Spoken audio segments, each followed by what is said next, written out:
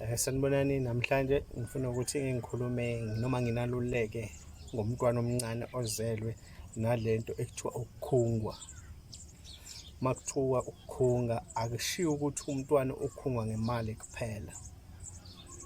Njengoba nabafundi babeyobona uJesu ezelwe babengaphethe imali, babephethe njengoba kuthiwa babehamba babephethe amakha, bephethe nenhlaka. Uma ukuthi ngikhumbula kahle iBhayibheli lalisho njalo impela. Okusho ukuthi vele umntwana angakhungwa ngemali kuphela. And ngizonivezela ubungozi bokuthi umntwana akhungwe ngemali. Umntwana uzalwa efumbethe. Njengoba efumbethe umfumbethe izipho zakhe, impilo yakhe, impumelelo yakhe azoba nayo emhlabeni njengoba efumbethe indawo zombili. And umntwana uyahlala izinyanga ekunesiqiniseko sako ukuthi ziyaba ngaphezulu kwey'ntathu efumbethe. Njengoba umntwana efumbethe-ke akavulwa isandla afakwe imali momkhunga.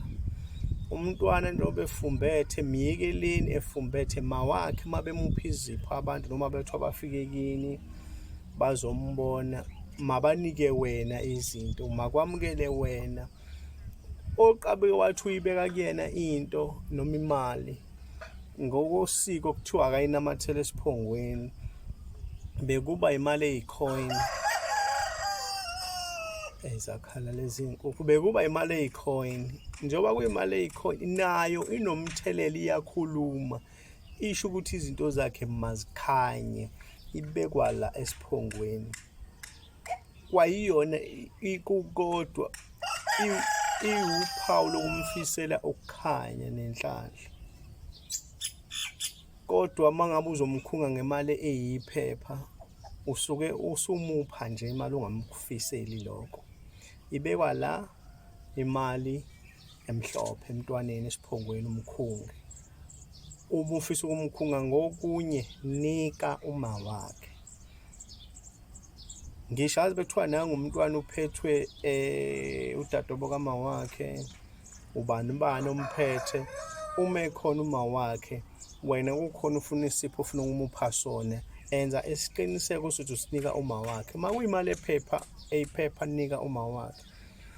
Igwemeni futhi ningayivumeli ukuthi umuntu mengabe ekhunga umntwana amvule isandla amfake imali.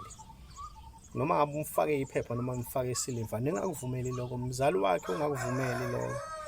Ngoba njengoba efumbethe, lo muntu emfaka imali uyazi vele ukuthi uyiphutha. Lokho ngizokuthatha ngokuthi mina usuke azi ingane ayovulwa isandla, ize izivulele yona.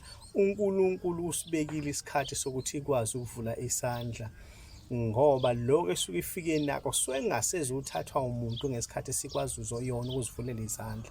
Kodwa ngalesi sikhathi sazifumbathile izandla, okusho ukuthi sasewiki iziphiwo zayo sangathathwa umuntu. Ingako egoqela uNkulunkulu uyibambisile nedlozi balibambisile ukuthi nayo impilo yakho.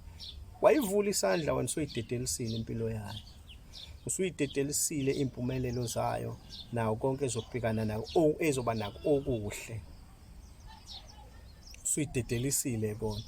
Automatically njengoba uyifumbathisa imali usuyithengile inhlanhla yayo,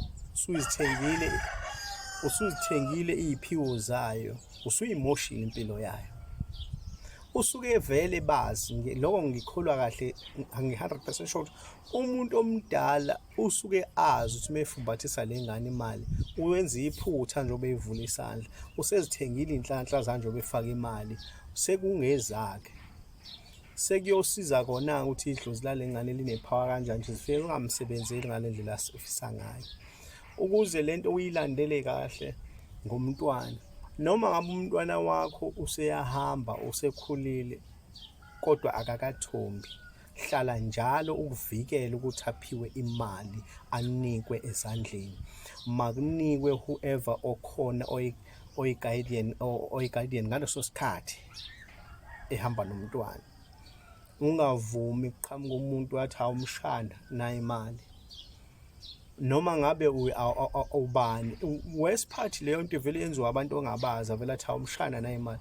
Njengoba eyinika imali le ngane ingakothombi, mhlambe lo muntu ubuye enyangeni imtshelile ukuthi ukuze ugeze iy'nkinga zakho zemali, thola ingane engakothombi uyiphe imali. Uma ungayiphanga imali uyithengele izipho uyiphe. Ngiyazi abantu ukuthi bawathanda izinto zamahhala, ama-freebies, ntontoni, kodwa anobungozi ngoba njoba umuntu esuke ezothatha leyo myalelo la eqhamuka khona enyangeni, kuthiwa uma ngabe ngoba into zakho zikubhedela kanjena, thola ingane engakothombi uyiphe imali. Akudingi ukuthi le ngane umuntu azayinqume, athathe iy'cubu zayo uma efuna iy'nhlanhla zayo, ngokuthi nje ayiphe imali ayifumbathise esandleni ingakothombi. Ya, ngokuyifumbathisa nje kwakhe imali esandleni, usethathile lento ayifunayo, useyithwebulile iy'nhlanhla zayo ingane. So kubhekisise futhi ukuqaphela ukuthi ingane yakho engakathombi iphiwe umuntu imali aqeda ayinike esandleni. Njengoba ngisachaza lokho nje, umuntu ofika emntwaneni wakho osasemncane, njengoba kade ngimchaza, osazelwe, osagoqile izandla, amvule isandla athi umfaka imali yamubo, lowo muntu noma ungamfaka isibhakela noma ungamkhahlela umbhakele, uyabheda vele, uyazazi ukuthi uyathakatha manje, usentshontsha iy'nhlanhla zengane, usentshontsha impilo yayo. Nalena yokuthi uma uhamba nengane, ingane engakothombi, iqaphele, ungathi uyahamba ingane ingemumva, wena uhamba phambili. Uyabona ingane seyikuvezela imali sithi iphiwe umuntu, uyinikeze esandleni, kanti wena njengomzali noma ngumuntu omdala ohamba naye ukhona, wena ofanele wamukele leyo nto menothando lokuyipha, engagangi. Ngoba omunye uyipha nje uyalelwe ukuthi hhayi, wena ukuze izinto zakho zilunge, thola ingane engakothombi uyinikeze imali esandleni noma uyithengele izipho uyinike. Lapho usenzani?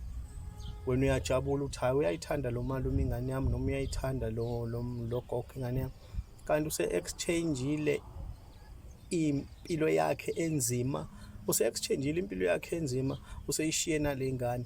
Le yale ngane inhlanhla ebesazoblosoma yonke lento useyithathile yena.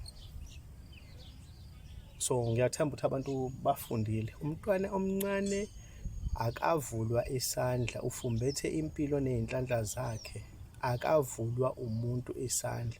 Even nawe mawakhe umyeke ungamvuli kuze kube ukuthi uyazivulela yena isandla, ngoba njengoba esivula isandla, usivula njengoba sekuyisikhathi. Nawe mzali wakho umakhe ungamvuli isandla, mlinde aze asivule ngesikhathi asuke vele esivula nje, isona sikhathi abekelwe sonke manje seku-right usengasivula.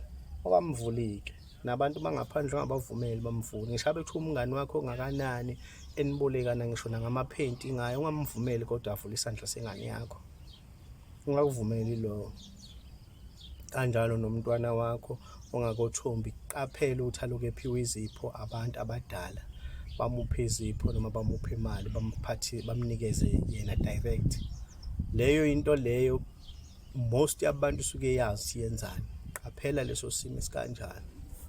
Kukangako ngokwanamhlanje enginiphathele.